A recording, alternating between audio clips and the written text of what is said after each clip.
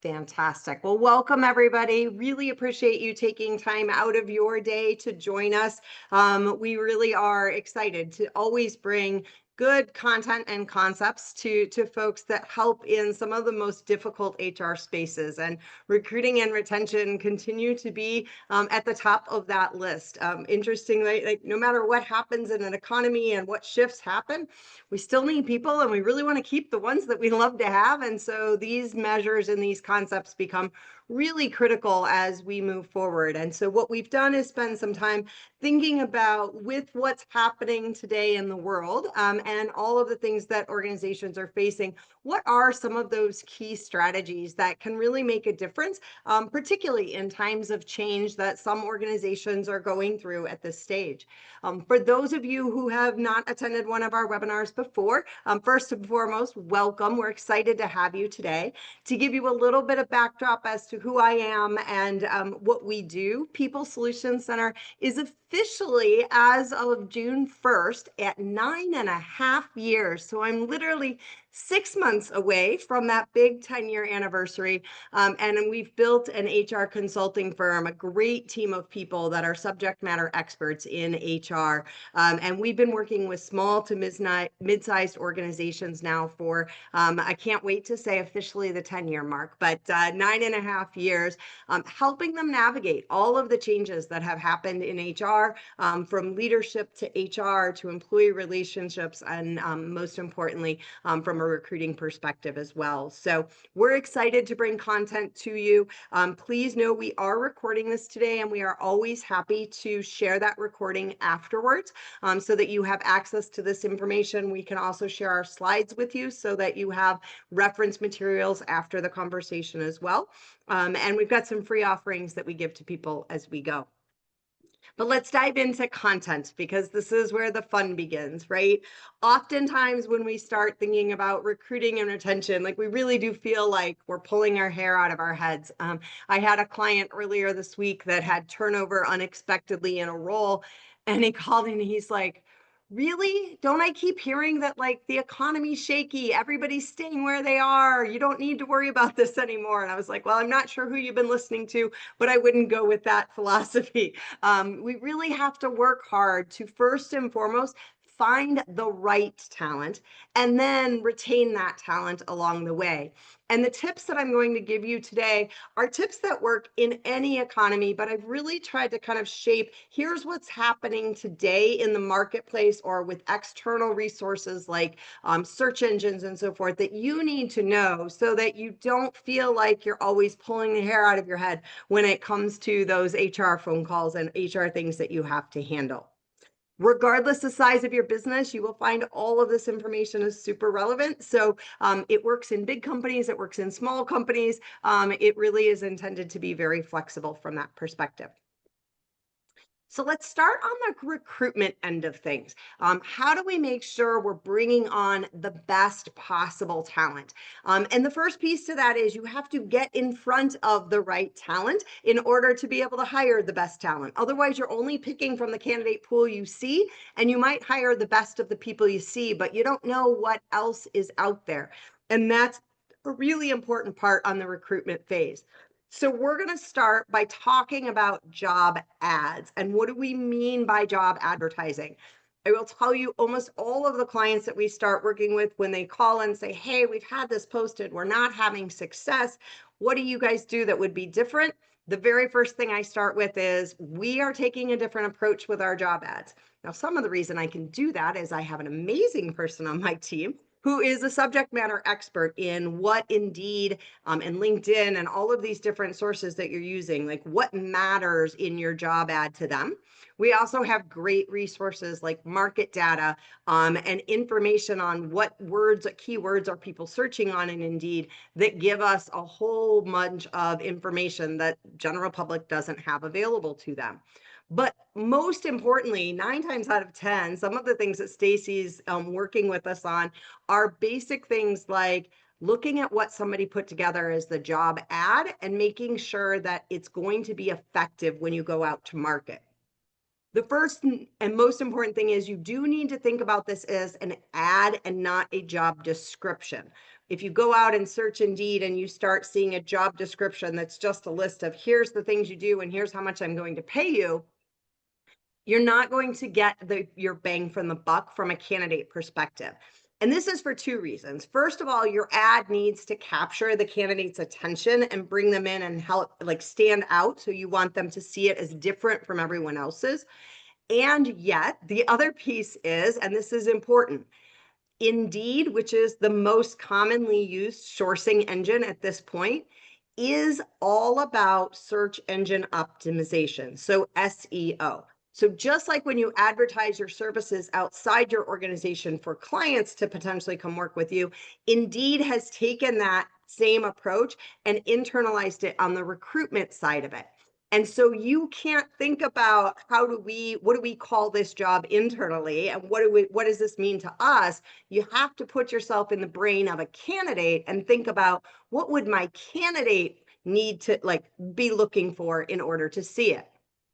We're going to spend some time and I'm going to dive deep into each of these areas as we go through today. But job titles is probably the most important thing you can think about when you're thinking about your job ad. So I'm going to kind of change perspective on that a little bit.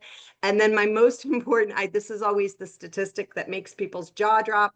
Most candidates want to be able to read your job ad and decide whether or not to apply while they are sitting at a red light. So think about how little time you have to capture their attention. We're going to give you some really good tips about how to do that.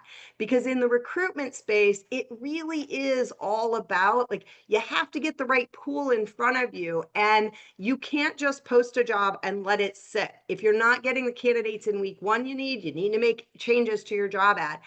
I typically at least every 10 to 15 days, and if not sooner, if we're having a hard time filling something, we're making changes to our job ads, even if we're getting a candidate pool, because that helps keep it fresh and get in front of new people.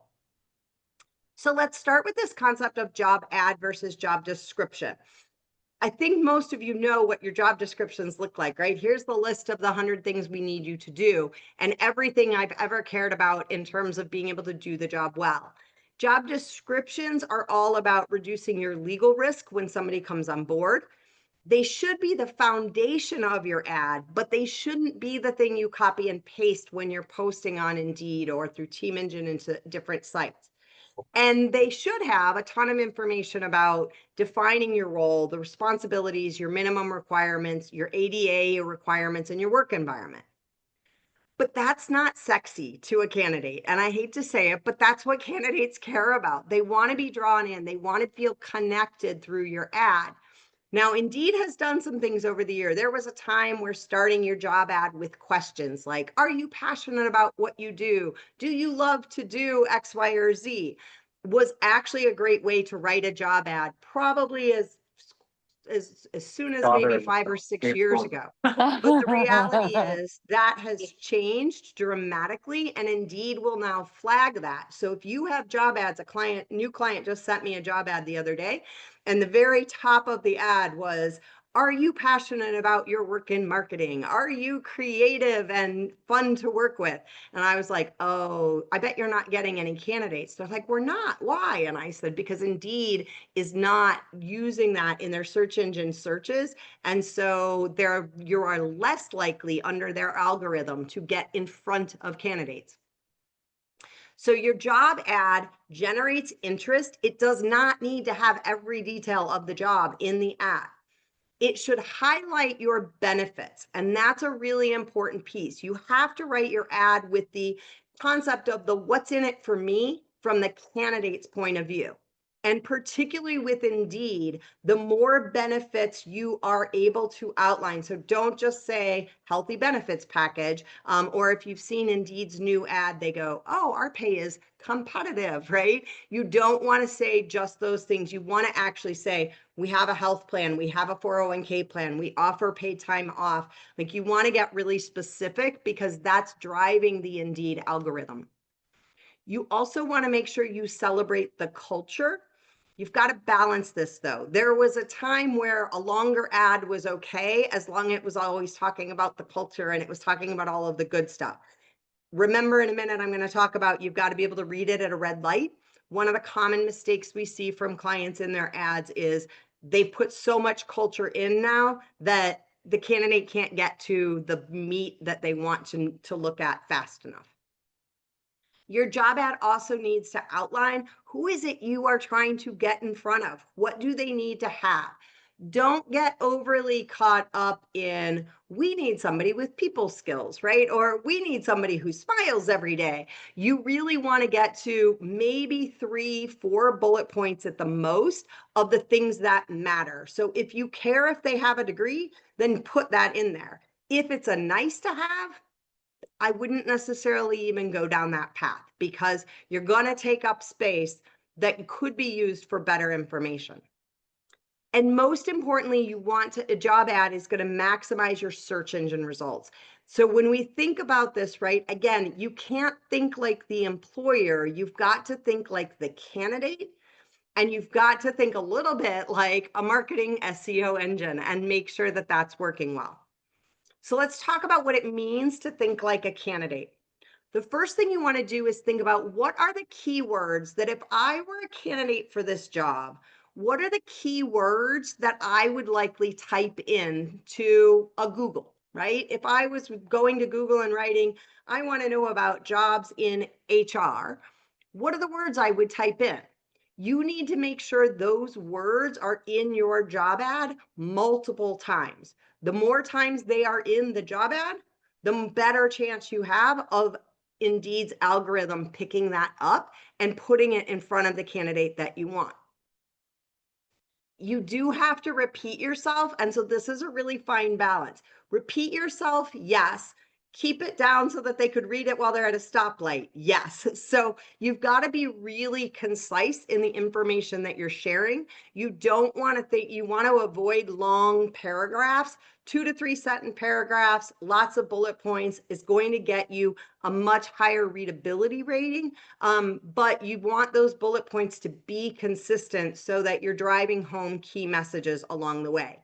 Most candidates are not reading every sentence on the page, so you might need to put key pieces of information in a couple of different places. Particularly when we start talking about job titles, that will be important.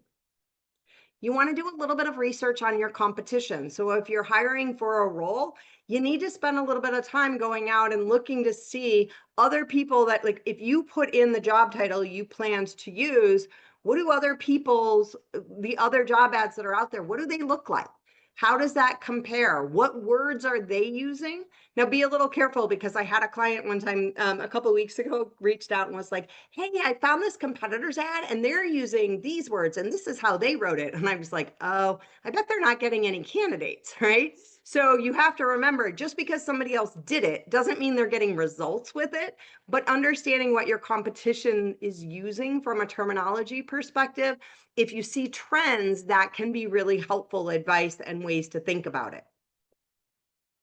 And also, think about using existing resumes. So this is a great tip if you've got a candidate in a role, say you hire the same role over and over again. For my landscapers in the group, right, you're hiring crew members. And if you've got a resume from a great crew member or a crew leader, maybe even a manager level person that you're like, this is the person I want to hire 10 more exactly like. We'll use their resume and use a little bit of AI, right? And figure out what words are in their resume that you really liked and make sure that those words are in your job ad. And so using the resumes of the people you've already hired can be really, really critical. We actually do a little bit of this ourselves. We often are hiring the same role for multiple clients.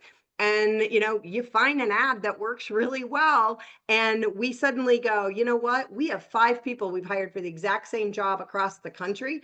And we're going to take their resumes. What are the words that are in all 5 of those people's resumes that are consistent from an industry perspective or a skill set perspective? And let's make sure those are in the job ad so that we're getting in front of the people that we want to get in front of.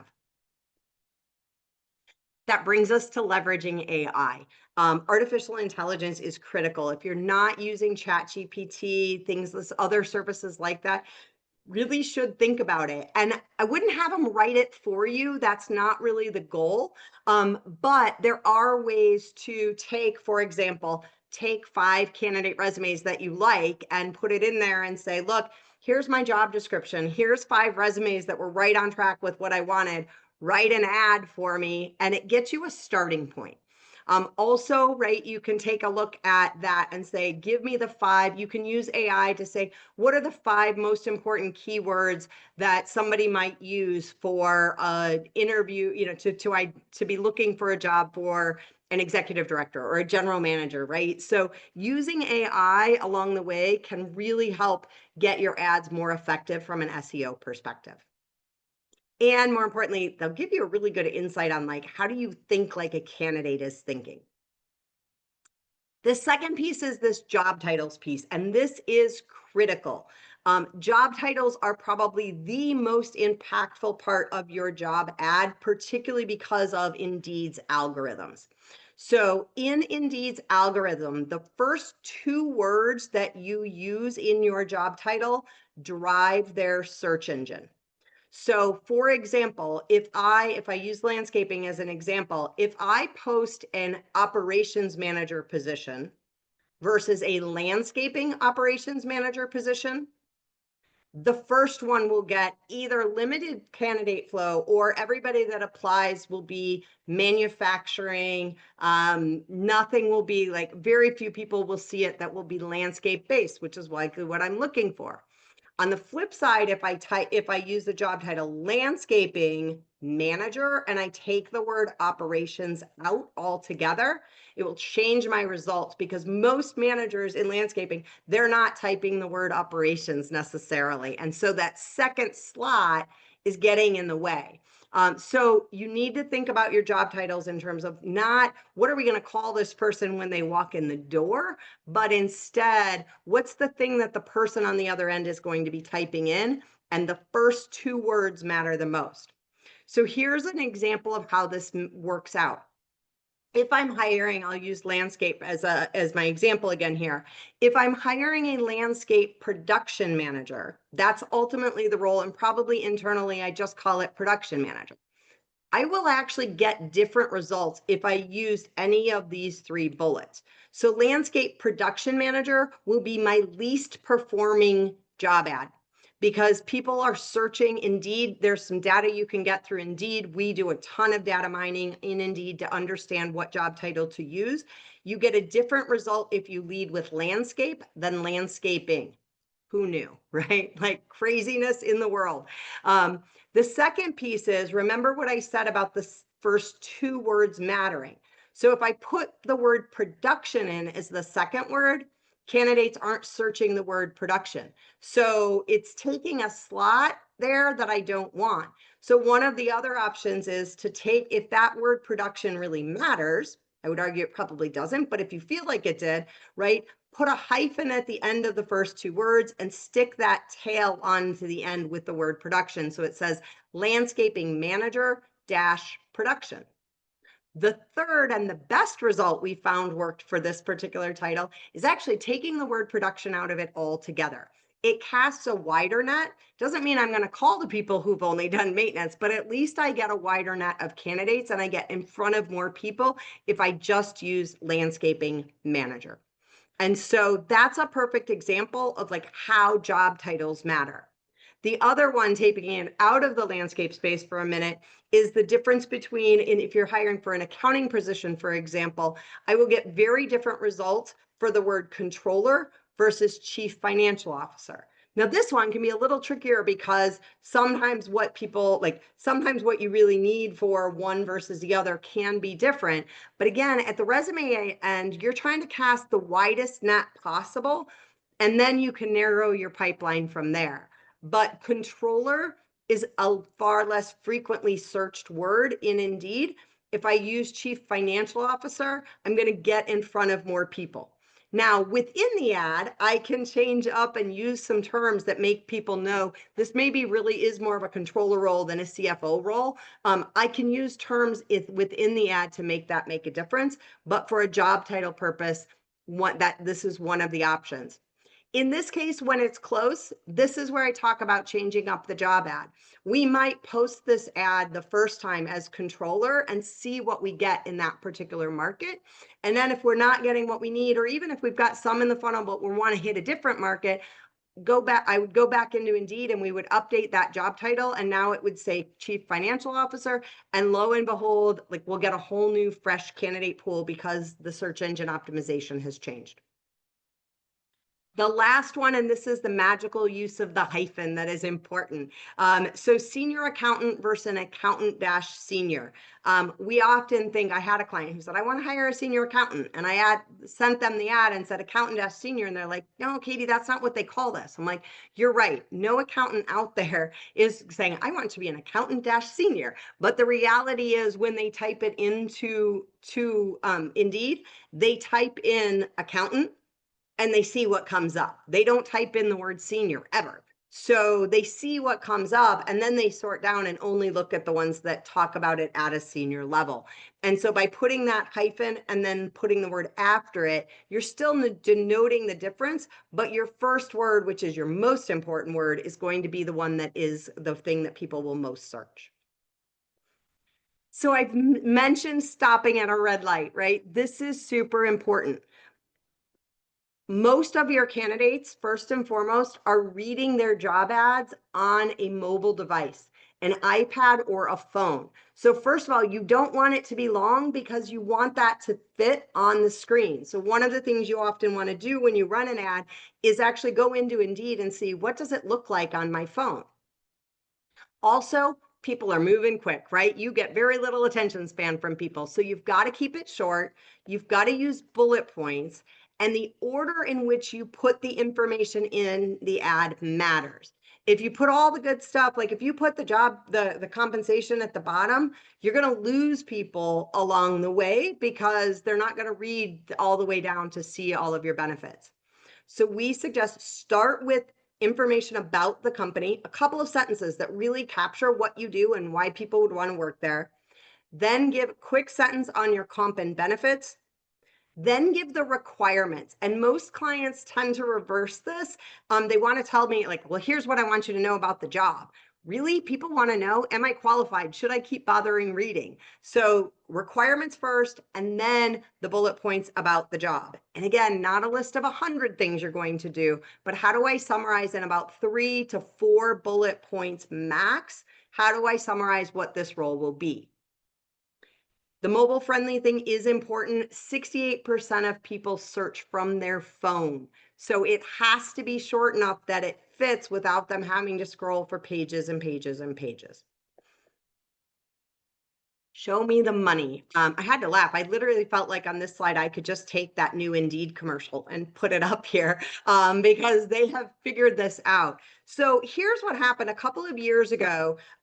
Several states passed laws that said, if you post a role that somebody from this state might be eligible for, you must put the compensation range in the ad.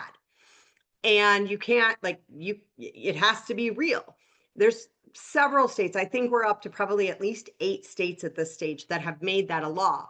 So Indeed said, all right, well, if it's a law in 8 states, technically anybody living anywhere could apply for any job, right? So I'm not going to only require it for jobs from Colorado because that wouldn't make sense.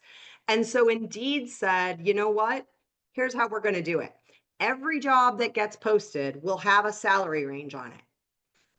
It can either be the salary range that the employer puts on it or the salary range we make up for you. So if you are not posting ranges, whether it be your hourly rate or your salary rate, if you are not posting compensation in your job ad, Indeed decides what they think that compensation should be, and they fill it in for you. So when you search in Indeed, if you go out and look for a job, you'll notice that every single job says hourly rate $20 to $25 an hour, salary range $60,000 to $70,000. And you're like, oh, well, every employer must be doing this. Nope, not every employer is doing it. They're leaving it to Indeed in some cases. Dangerous, dangerous move, because either Indeed will put a salary in there that is too high and you end up with people that you don't want to pay them that much money, or they go really low and people don't apply to your ad because they didn't like the salary. And Indeed does not indicate whether or not it's a salary you as the employer picked or one they made up for you. So you absolutely want to put the actual range in the job ad itself. This will also save you a ton of heartache when it comes to interviewing time and saving yourself saving yourself time, energy, and a lot of frustration. The second piece of it is your benefits. There's two places in Indeed that this really matters. First of all, you want to put it in the body of the ad. That matters.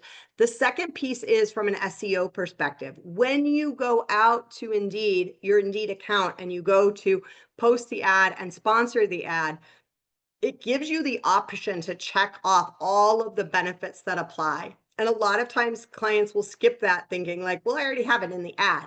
The more check marks you have in this benefits section, when you check those boxes, the better off your ad will be and the better use your sponsorship dollars will get. So it actually boosts your ad. So it's a really critical piece of it.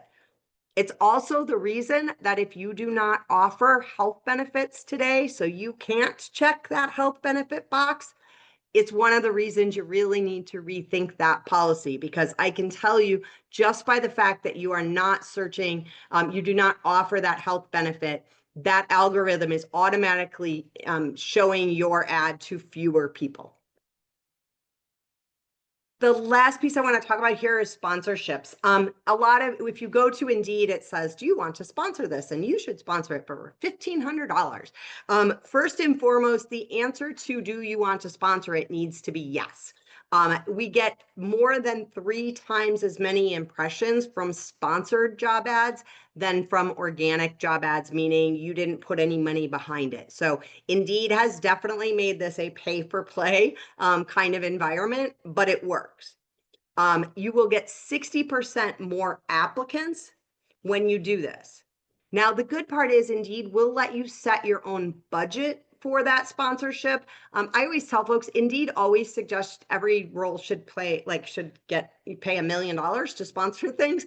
They really do set their rates high, but you can play around with this a little bit and say, okay, if I sponsor it for $200, how many candidates does it recommend? And then what if I did $500?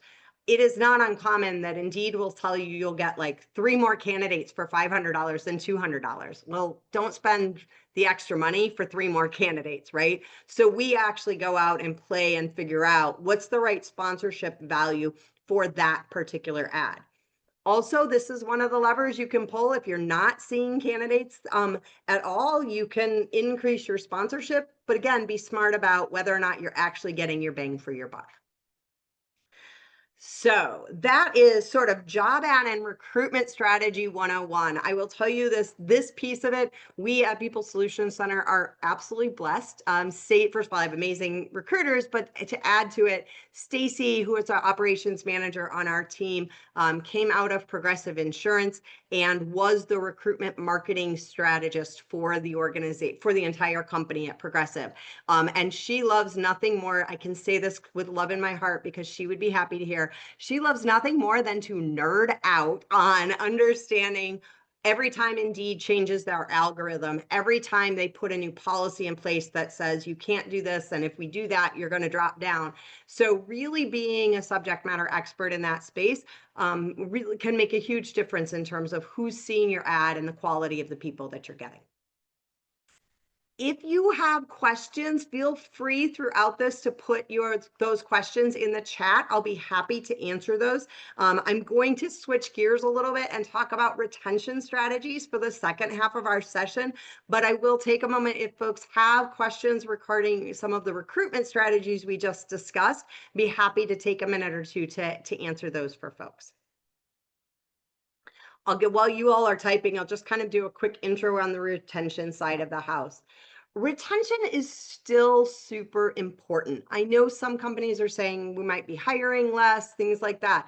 But the reality is when we go through difficult and tumultuous times, keeping the great people we have becomes that much more critical.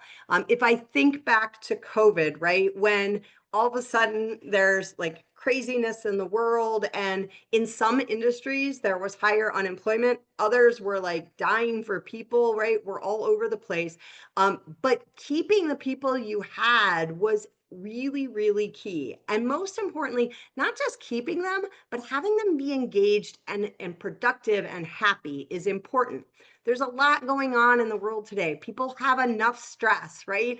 They don't need to also come to work and be stressed. So our job as employers is to bring an environment where people can really bring their best every day and focus that energy and really get us results that we need to have because of the environment that we've created.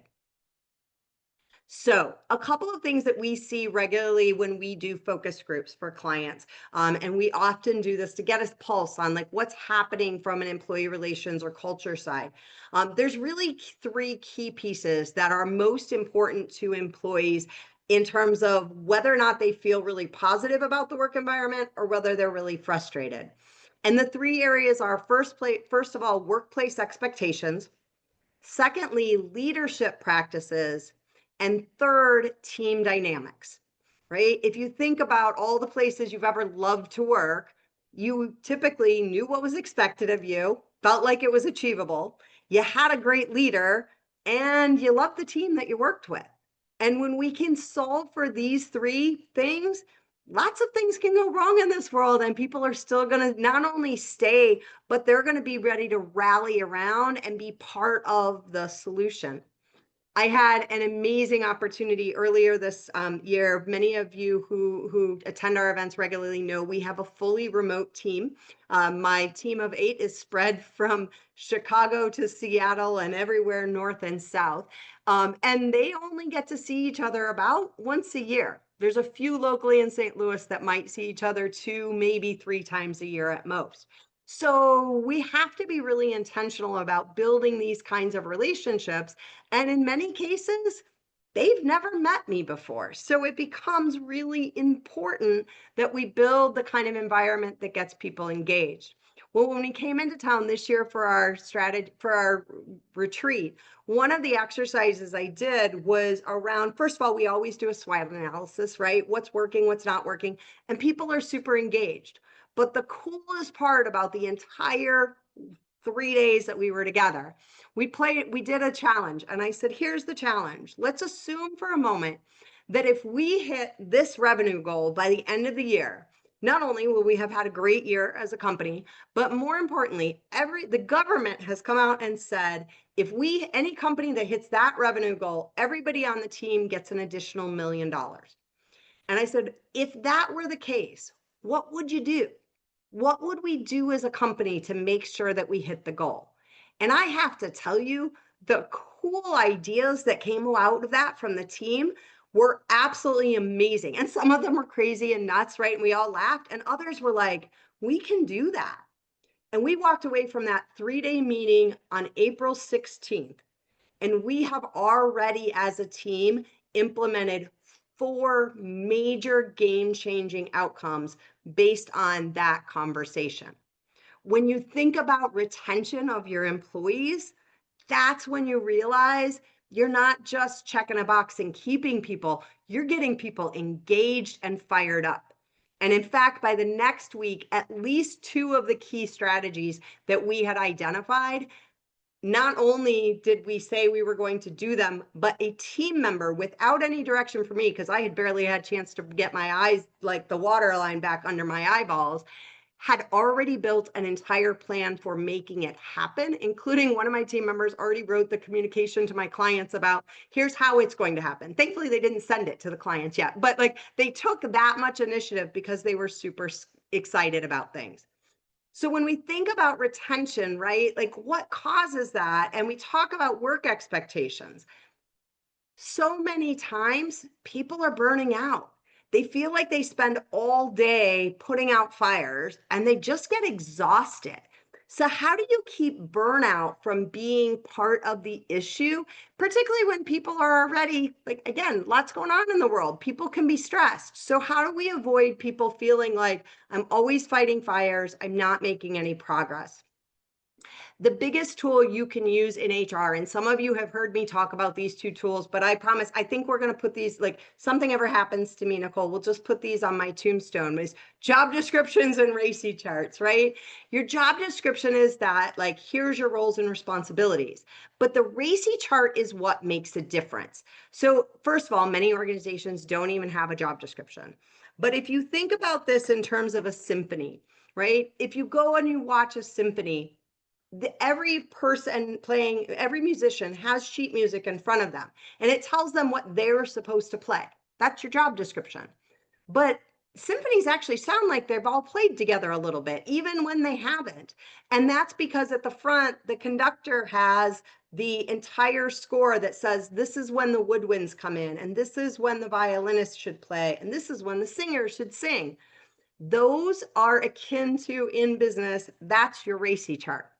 And a RACI chart spends time identifying, for every process you have, for everything that needs to happen in your organization, who is responsible, meaning who's going to do the work, who is accountable, meaning who's the final decision maker, who gets consulted. When do I need to ask Nicole's opinion? Even if I don't take her opinion and make that my new decision, I asked it meaningfully and intentionally to make sure I understood how this might impact her. Or who needs to be informed. And the clarity on this is what helps everybody understand how their role fits into the bigger picture. And it keeps people from feeling like we're always running around with our hair on fire because I thought somebody else was going to do this, right? Or I'm burnt out and frustrated because I spent all of this time working on something only to find out somebody else already did it.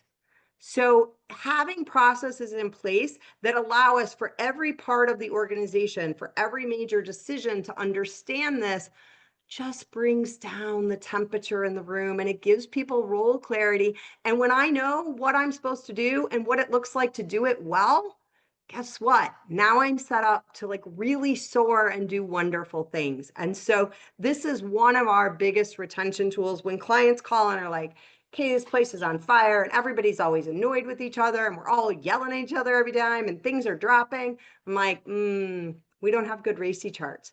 And the cool part about RACI charts is, while the piece of paper matters, it's actually about the conversation that goes along with it that is far more important. Because inevitably nobody goes, oh, well, thankfully somebody sat in their office by themselves and wrote the RACI chart. No, it's when Nicole and I sit down and we go, oh, I didn't know you had information that I need to make the right decision. I never thought to ask you that. And that's when the light bulb comes on. Also, it goes a long way to building trust, which is a huge part of what keeps people, again, remember those relationship pieces. The second piece that keeps people feeling like they're fighting fires all the time is this concept of, are we aligned on what is urgent and important? And do I get to spend my time? If I'm always in urgent and important, it means I'm that person always putting out the dumpster fire, right? Instead, can we allocate responsibilities and take ownership of things so that each of us gets to spend more time on things that are urgent, but not necessary, or not urgent, but are important, so that I can be planful and I'm not constantly in this reaction mode where I feel like I'm drinking through the fire hose. And so teaching this concept, this is critical because, to be honest, this is leadership practices, right? If you are a hair on fire manager, everybody on your team will always feel like their hair is on fire and they will burn out. Versus if you are doing a great job as a leader and a coach of setting a tone for, let's get to the point, we can't avoid all the crises, but how do we spend most of our time on things that are not urgent but are super important? Again, we bring down the temperature in the room and we set people up for success. The other piece that is really critical when we talk about leadership practices, we have to teach our leaders to be leaders. And we think that's really obvious, but I'll be honest, most people think of themselves as a manager. And if you are always in manage mode, where you are just solving the fire in front of you, and you're never taking time to be the coach or the leader, the visionary, the person telling people, here's what it's going to look like when we're all done, then people feel like they're being managed all the time. It's where the term micromanager comes from, right? So how do you get your leaders to even understand they can get the same things accomplished? The projects can still get done, the things can be moving forward, but how do they do it with a mindset of being coach and leader so that they don't always have to be involved in everything? Because if we are playing manager every day, guess what? We never get to step away and we never get to let others do the work for us. I can guarantee you those 4 key things that got done from that team meeting that we had would not be done if I had been in manage mode, because they'd still be sitting on a to-do list that, quite honestly, I probably would have lost by now. Instead, we have 4 new initiatives up and running that are making a difference in our business. This slide is a great example of what we mean by mindset shift from manage to coach and leader. Leaders ask great questions. Leaders develop people. Leaders are proactive. They're not waiting for somebody to make a mistake and then telling them what that is.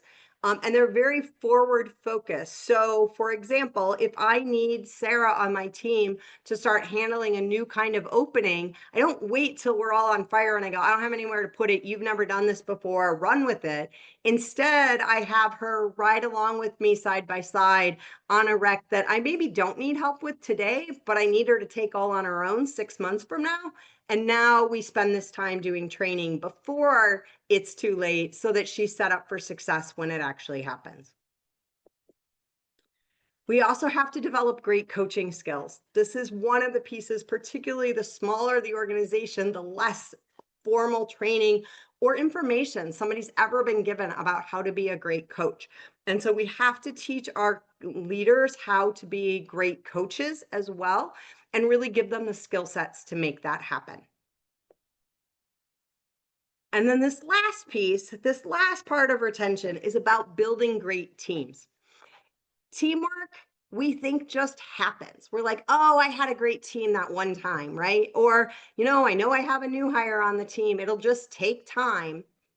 It does take time, but there are strategic choices that you can make that when we do certain things, we know teams build trust faster, stay more productive, and people are far more engaged. So we have to be intentional about how we're developing our teams.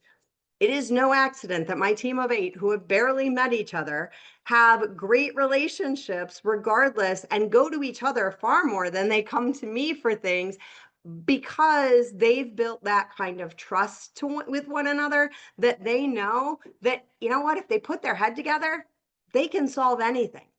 I just went on a 10-day vacation. I didn't take one phone call, not one, in 10 days of vacation. And I came back and nobody needed me, right? Like, I had projects and things I was already working on that needed me to pick up and keep moving, but nobody needed me to go back and solve something that had happened in 10 days of vacation. And never once was my hair on fire because my team figured it out. First of all, we also don't have a lot of fires because we're all rowing in the same direction to start with. The key to this is about having teams that are really practicing the 5 behaviors that are most critical to successful teams. Patrick Lencioni wrote a book called 5 Dysfunctions of a Team. If you're in a leadership role and you have not read this book, it is on a must-read list for you. You have to read this book. It is one of the most important concepts, and I see it play out over and over again. I just had a conversation this morning with a client who was struggling a little bit. Her team's been going through a lot of change, and she's telling me about this issue with this group of supervisors and her team leads and how they're doing, and none of the stuff we told people to roll out is happening. And she was talking all about here's the meetings that aren't happening, or here's how that meeting went. And she was solving it from I don't think we taught people the right information perspective. And as she told me the story, I said, Megan, I think there's a challenge before we even get to the content. And she said, what do you mean? And I said, your supervisors trust one another enough to know that when one does A, like when Maggie does A, Susie will do B, but they don't trust each other enough to know that it's okay to be vulnerable and that everybody has their back. They know they're not sabotaging each other, but that's different than having all the faith in the world that my team isn't just not sabotaging me. They are like lifting me up to be the best me I can be. She was like, Oh, you are so right. And when that piece is missing, when trust isn't at that level, that 7 or 8 level of like, I trust you enough to be as vulnerable as I possibly can be, then people don't engage in healthy conflict the way that we need them to. And the team starts to splinter and they don't even know it. This team I was talking to, they're not broken, they're not train off the track disastrous, but they're sitting at about a 5. And you really can't get optimal team engagement till everybody on your team would say, you know what, we're an 8. We're at least a 7 or an 8.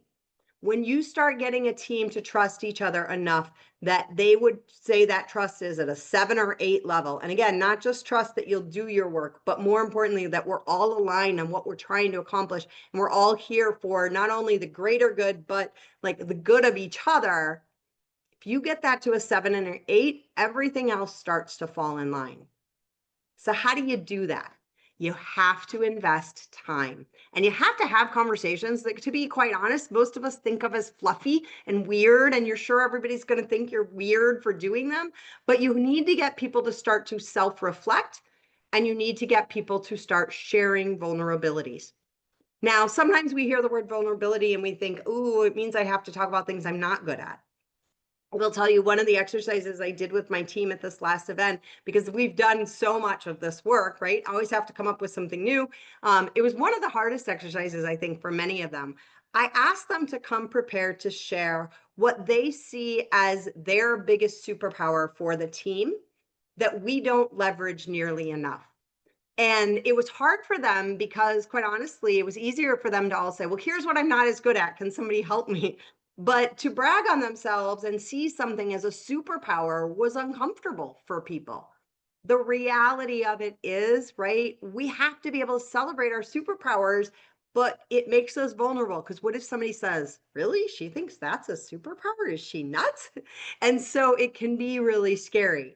But when you build enough trust across a team, you get people to engage in this way. And what trust gives you is the difference between, right? If you've never met me before and we're sitting in a room for the first time, and halfway through the meeting, I all of a sudden slam my hand on the desk, my veins in my neck start bulging, and I go mad dashing out of the room and slam the door. If you've never met me and you have no reason to trust me, you lead with this on the right? What a jerk. What's their problem? Why are they so out of line?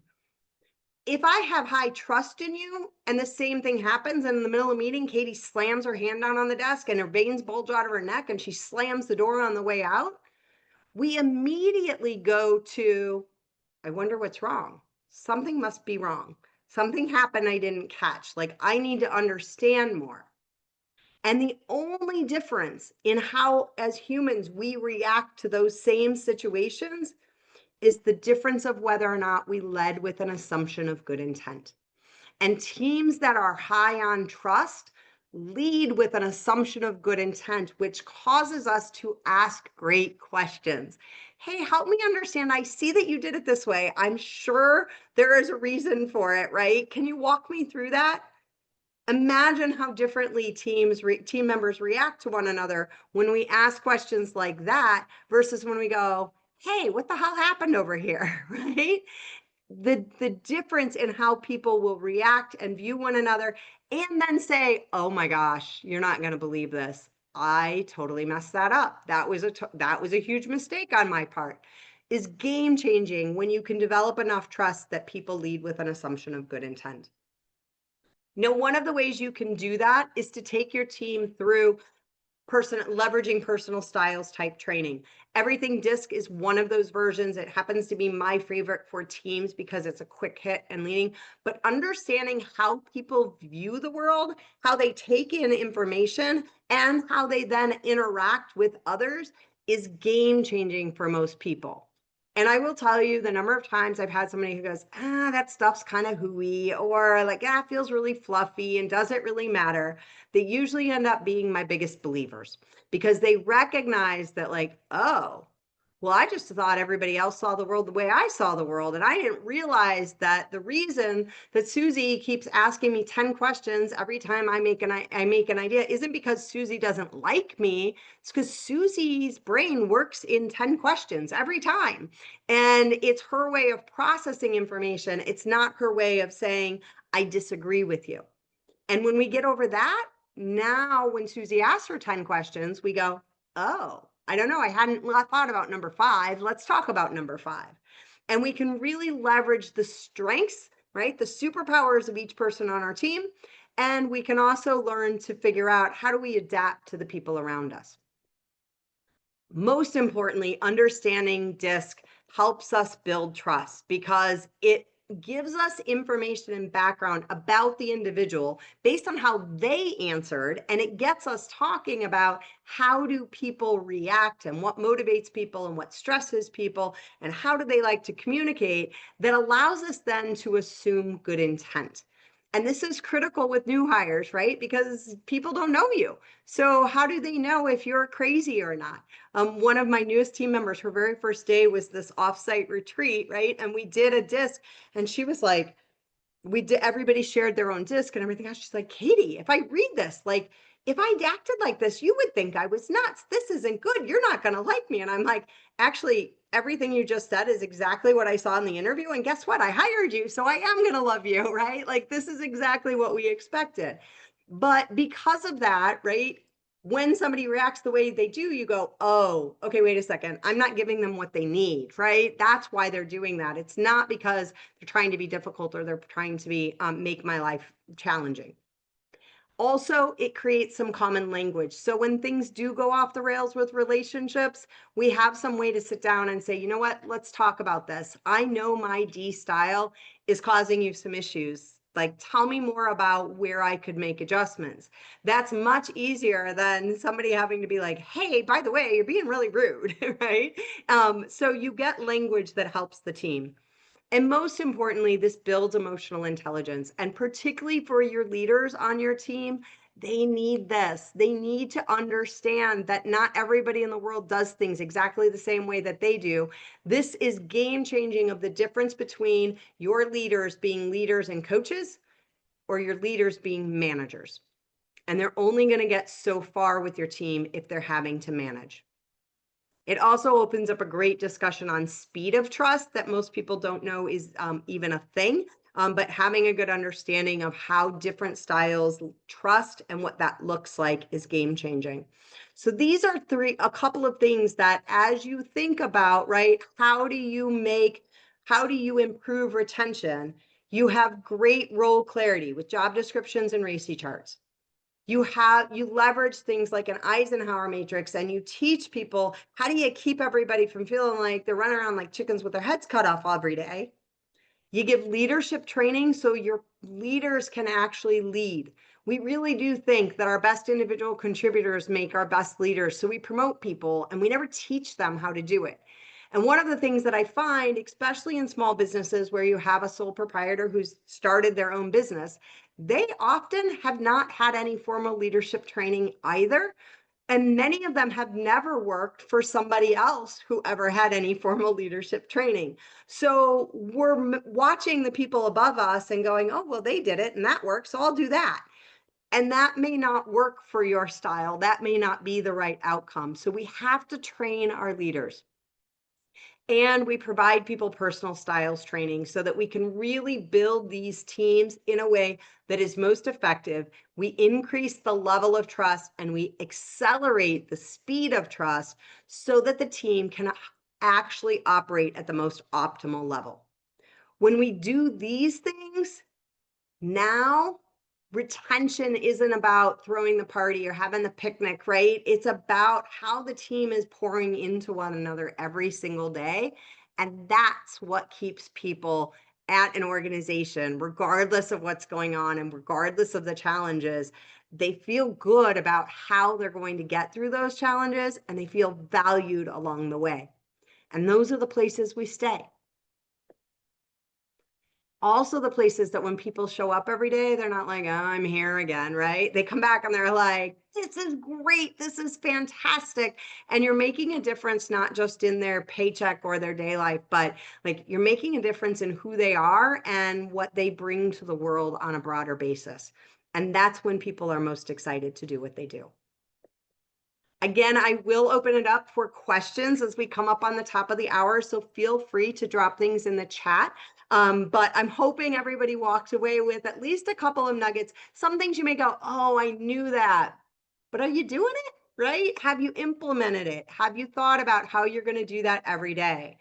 One of the other things that I always like to offer to folks is anyone who attends any of our webinars is eligible for a free HR strategy session.